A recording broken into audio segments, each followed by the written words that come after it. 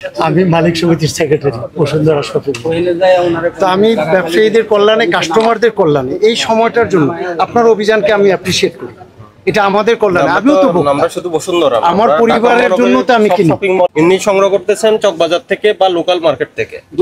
হ্যাঁ, আমরা তো জানি বিভিন্ন কসমেটিক নকল হচ্ছে, নামি দামি ব্র্যান্ড কিন্তু নকল হচ্ছে। তো এটা নকল হইতে পারে, আসল হইতে পারে। মেমো ছাড়া তো ব্যবসা হবে না। মেমো ছাড়া কি আপনি ওটা কি সেবা মেড, এটা কি শ্যাম্পু, ওটা বের করেন তো। ওটা এটা কোথা থেকে আনছেন? এটা এখান থেকে কিনতে হয় স্যার, এটা দেয়া যায়। এটা ইম্পোর্টার আছে? না, আমার অনেক মালের ইম্পোর্টার আছে, অনেক মাল নাই। আমি শিকার গেলাম না। কেন ইম্পোর্টার ছাড়া এটা কোথা থেকে আসে?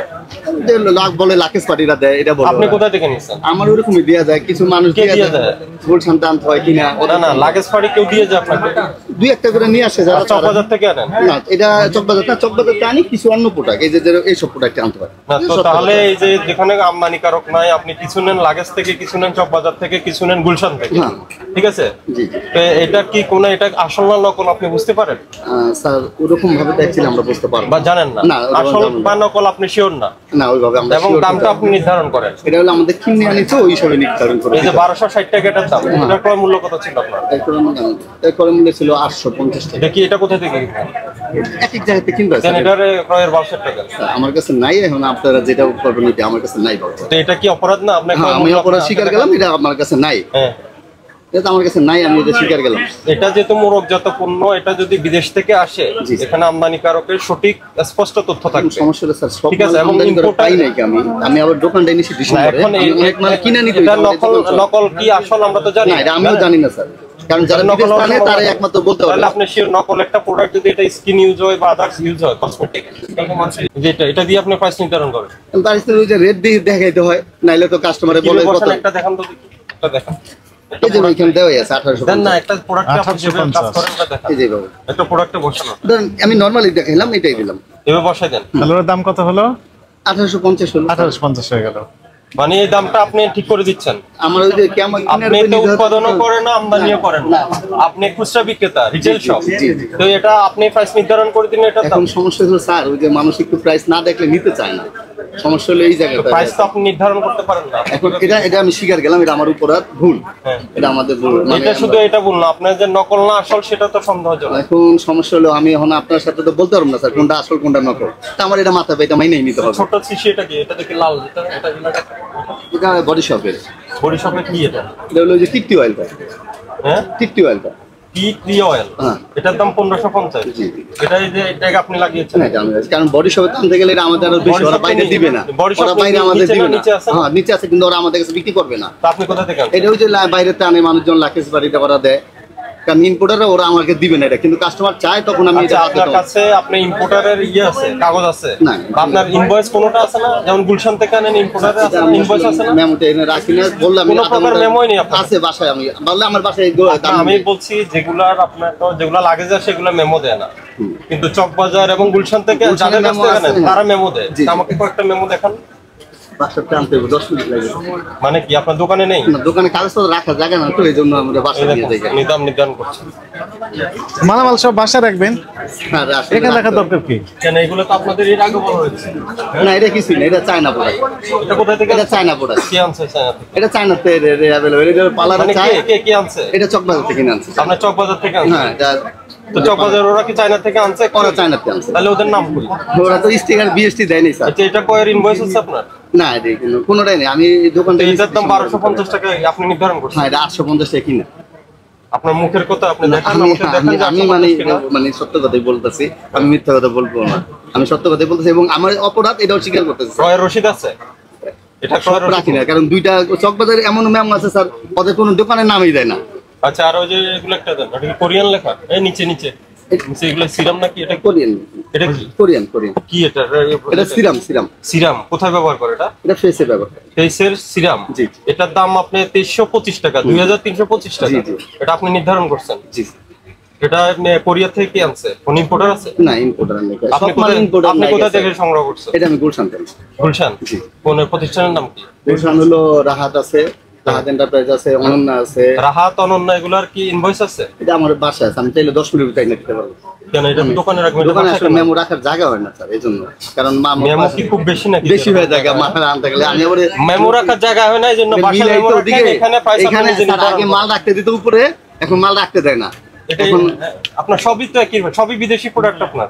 সব বলতে এখানে চলে একটু বিদেশি, আর ইম্পোর্টার আছে, এডি চায়নার প্রোডাক্ট স্যার, কারণ এডি হলো অনলাইন প্রোডাক্ট। শ্যাম্পু এডি অনলাইনে বেশি করে না, এটা কন্ডিশনার অনলাইনে বেশি করে, তো তাই ওরা এসে চায় এইভাবে। এটা কি কোরিয়ান না চায়না? এডি চায়না, চায়না। এটার দাম 1550।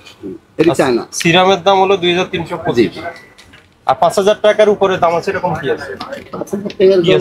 তো আসলে এরকম কিছু নাই। না, এগুলো নাই। মানে খুব বেশি দামি কোম্পানি দিয়ে দেয়, এটা কোম্পানির আছে, ওটা নিয়ে আমার কথা নাই, ওখানে তো ইম্পোর্টারের তথ্য আছে। চক বাজার থেকে ক্যাশ মেমোতে ঠিকানা, নাম ঠিকানা দেয় না বললেন? অনেক দোকানে দেয় না, অনেকে আবার দেয়। কারণ কি? ওরাই জানে। অনেকে করে কি লম্বা মেমো থাকে, আমি অল্প মাল আনলে করে কি ওই নিচেতে সিরা দিয়ে দেয়। হ্যাঁ, নাকি দেয় না, কারণটা কি? অনেকে নাম ছাড়া থাকে। আপনি তাদেরকে জিজ্ঞেস করেন না যে নাম ছাড়া দিচ্ছেন কেন? আচ্ছা, টিআরএ কার্ডিন যেটা লেখা আছে, এটা প্যারিস, এটা প্যারিস থেকে আসে? এটা আসলে ওই যে বাংলাদেশ ইম্পোর্টার আছে, ওরা দেয়। এটা সবগুলা ইম্পোর্টার আছে, এটার বাংলাদেশ ইম্পোর্টার এইটা আছে। হ্যাঁ, যেরকম কালার কসমেটিক এরা যেটি আছে ইম্পোর্টার স্যার, ওডি ওরা দেয়, বুঝতে পারছেন? আমরা আসলে সব মাল তো ইম্পোর্টারতে পাইও না, আর সব ইম্পোর্টার যেগুলো আছে, ইম্পোর্টারের তথ্য আছে, ইম্পোর্টার দাম নির্ধারণ করেছে, এগুলো নিয়ে তো আমাদের সব মাল আমরা ইম্পোর্টারতে পাইও না। এখন আমি স্পষ্ট করে বলি, আপনি যদি এটা চকবাজার থেকে আনেন বা কেরানীগঞ্জ থেকে, জিঞ্জিরা থেকে আসে, তাহলে এখানে অনেক কসমেটিক্স নকল হয়। দামি নামি ব্র্যান্ডগুলো কিন্তু নকল হচ্ছে। জি স্যার। ঠিক আছে, তো এটা আসল কি নকল আপনি বুঝতে পারবেন না। ঠিক আছে, কিছুটা বুঝতে পারে, কিছুটা বোঝা যায়। আপনি কিভাবে বুঝেন? এই যে বুঝেন, তাহলে বুঝে সেটা কিনেন। যারা অনেকটা আছে, যে বলতেছিলাম স্যার, ওই যে অনেকে একেবারে যেটা খারাপ, ওটা তো আমরা অনেকদিন ধরে ব্যবসা করি, বুঝতে পারি যে আসলে এই একটা মানে নিশ্চয়ই খারাপ, ওটা যতটা চেষ্টা করি আনি না। আর যেগুলা যারা ইম্পোর্টার রয়েছে, যারা বিদেশ থেকে ইম্পোর্ট করে, তারা কেমিক্যাল অ্যানালাইসিস কাস্টমসে দিতে হয়। ঠিক আছে, ওটা অ্যানালাইসিস করে ওরা পরীক্ষা নিরীক্ষার মাধ্যমে এটা আসে, ওটা একটা টেস্টিং আছে। ইম্পোর্ট আর যেগুলো ইম্পোর্টার না, এগুলো অনিশ্চিত, এগুলা নকল হইতে পারে, এগুলা আসল হইতে পারে। আর যেগুলা লাগেজে আসে, এগুলো তো আসল হইতে পারে, আর না হইতে পারে। আর আপনি কখনো তো দামে প্রাইস গান দিয়ে দাম স্টিকার করতে পারবেন না। এই যে 2550, 1550, এটা আমার অপরাধ, এটা অপরাধ। এটা আমার কিন্তু কাস্টমারের রেট চাই, তো এইজন্য সমস্যা। এটা বন্ধ করেন, এটা করা যাবে না। ঠিক আছে, আপনাকে সতর্কতামূলক 50,000 টাকা জরিমানা করা হবে। এটি সতর্কতামূলক হবে। সেক্রেটারি সাহেব, আপনি মার্কেটে তো পুরোটাই অনিয়ম রমজানে। আমি আপনার এই কাজকে অ্যাপ্রিশিয়েট করি। আমরাও তো ভোক্তা, আমরাও তো খাই। আমি আপনাকে একটা মিনিট, আমি আপনাকে এটা এখানে আসছেন 2325 টাকা উনি নিজে প্রাইস গান দিয়ে প্রাইস বোঝাচ্ছে। ওই যে মেশিনটা দেখান তো, মেশিনটা দেখছেন, আপনি জানেন এটা উনি দাবি করছেন কোরিয়া। তাহলে কোরিয়ার থেকে তো বাংলাদেশে কোনো ইম্পোর্টার থাকতে হবে, নিয়ে আসবে ইম্পোর্টার, কিন্তু কোনো ইম্পোর্টেড বাই থাকতে হবে। হ্যাঁ থাকতে হবে, এবং ওই ইম্পোর্টারের একটা দাম নির্ধারণ করে দিবে কত। ইনি সংগ্রহ করতেছেন চকবাজার থেকে বা লোকাল মার্কেট থেকে। হ্যাঁ, আমরা তো জানি বিভিন্ন কসমেটিক নকল হচ্ছে, নামি দামি ব্র্যান্ড কিন্তু নকল হচ্ছে। তো এটা নকল হইতে পারে, আসল হইতে পারে। আসল হইতে পারে কিভাবে? কেউ যদি লাগেজে নিয়ে আসে, লাগেজটা অবৈধ, লাগেজে এনে ওনাদের কাছ থেকে বিক্রি করে, সেটা হইতে পারে। তাহলে এটা আমরা অনিশ্চিত। ঠিক আছে, আর দামের বিষয়টা তো দাম নির্ধারণ করে দিয়েছে 2325 টাকা। হ্যাঁ, এটার আসলে এটা তো এক ধরনের প্রতারণা হলো না? জি, আমি আপনার সাথে বলতে চাচ্ছেন সেটা যেটা বলতে চাচ্ছি, এই বিষয়ের সাথে আমি একমত। টোটাল দেশ আমরা তো বাংলাদেশি, আপনি আমি সবাই মিলে। কিন্তু আমি যে কথাটা বলতে চাচ্ছি, এই মার্কেটটা একটা ইন্টেলিজেন্ট এবং ইন্টেলেকচুয়াল কাস্টমার কেয়ার একটা সার্ভিস আছে বিশাল। এটা আন্তর্জাতিক মানের মার্কেট, তো আন্তর্জাতিকভাবে আমাদেরকে রিপ্রেজেন্ট করে এই দেশকে।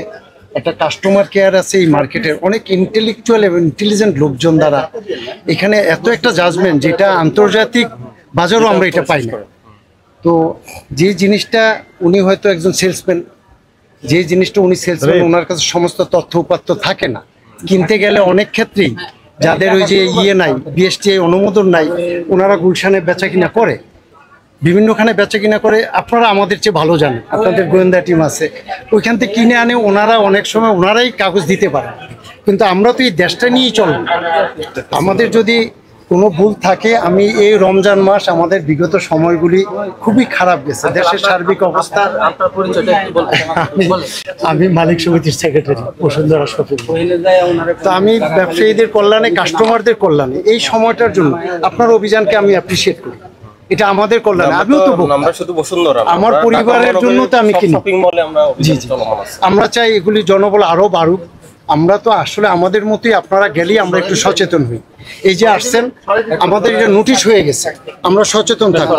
তবে আমি দায়িত্ব নিয়ে বলি, এখানে একটা খুব স্ট্রং আন্তর্জাতিক মানের কাস্টমার কেয়ার সার্ভিস আছে এই মার্কেটে। বিশেষ করে কাজ কি সে কাস্টমার কেয়ার সার্ভিস? কাস্টমার যদি কোনো অভিযোগ করে, সত্য হোক যাই হোক, এটা সঠিক তদন্ত হয় এবং যদি ভুল হয় আমাদের এখানে একজন 100% দোকান বন্ধ করা হয়, সিলগালা করা হয় এবং ওই প্রোডাক্ট ওই ভোক্তাকে যতক্ষণ পর্যন্ত সন্তুষ্ট করতে না পারে ততক্ষণ এটা যাইতেই থাকে। এটার প্রচার দরকার, লোকজন জানে না, কাস্টমার জানে না, লোকজন জানে না। এমন একটা শত দোকান, আজকে যদি আমি বলি, আমি ওনাদের উপর একজনে বলি, শ্রদ্ধা রেখে বলি, আজকে যদি এই কমপ্লেনটা, যেটা প্রথম যে অভিযানটা করছেন কমপ্লেন ভিত্তিক, আমরা একমত, এই অভিযানটা কাস্টমার কেয়ারে গেলে ওই দোকানটা সিলগালা হয়ে যেত। আপনারা জরিমানা করছেন, এটা একটা নোটিশ। আসলে আমরা বাংলাদেশি, একদিনে আমাদেরকে আসলে পরিবর্তন আমরা করতে পারতেছি না। আমি দায়িত্ব নিয়ে বলতেছি, এই রোজার মাস, এই বিক্রির মাস, এই সব মিলে আমাদেরকে একটু ছাড় দিতে হবে। আচ্ছা, এই দোকানটা দেখেন, আমরা 90% যে প্রোডাক্ট আছে সবগুলা উনি নিজে, এই যে লোক জমা হয়ে যাইতেছে, একটা মেসেজ যাইতেছে আমরা খারাপ, সবাই কিন্তু আমরা খারাপ বিক্রি করি। আপনাদের এটা আমরা অ্যাপ্রিসিয়েট করি, কিন্তু আমাকে সবিনয় অনুরোধ, আমাদের এই তাহলে আপনি কি এখন দায়িত্ব নিতে পারবেন সবার? আমরা একটা মেসেজ দিয়ে দিব। মেসেজ দিলে তো ওটাকে মানা হবে।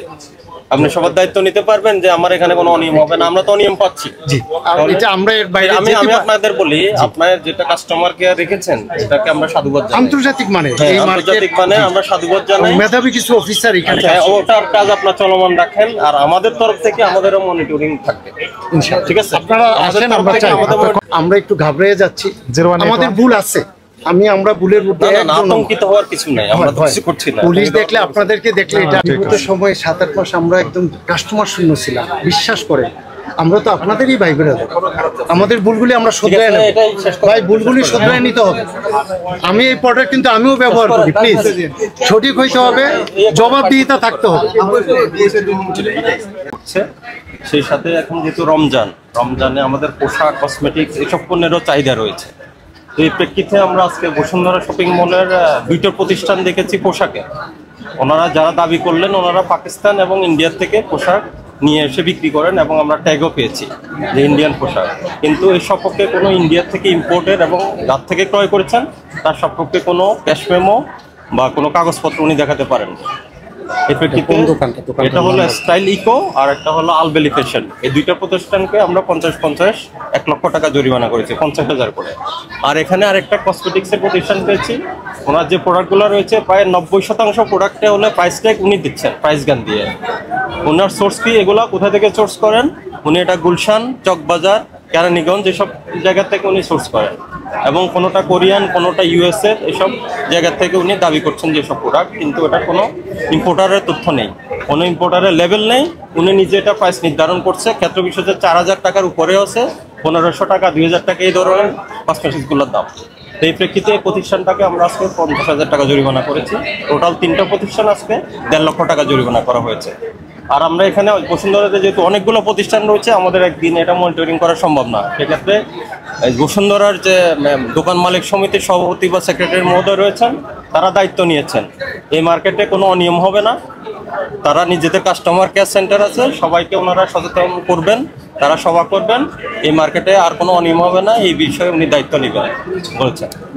একটি বিষয় কিন্তু বলতেন যে ওনারা বলছিলেন যে যেখান থেকে ইম্পোর্ট করা হয়েছে মালগুলো, তারা তাদের কাছ থেকে নিয়ে আসছে, সরবরাহ করছে, ওই জায়গাগুলোতে অভিযান করার কোনো প্রক্রিয়া বা ওইটা কিভাবে ট্যাকেল দেওয়া যায়? তারা যেটা বলছে যে আমাদের দোকানগুলোতে চালাতে হয়, তার আমাদের মালগুলো আনতে হয়, কিন্তু আমাদের পেপারস দেওয়া হয় না, এই অভিযোগ কিন্তু তারা করেছেন।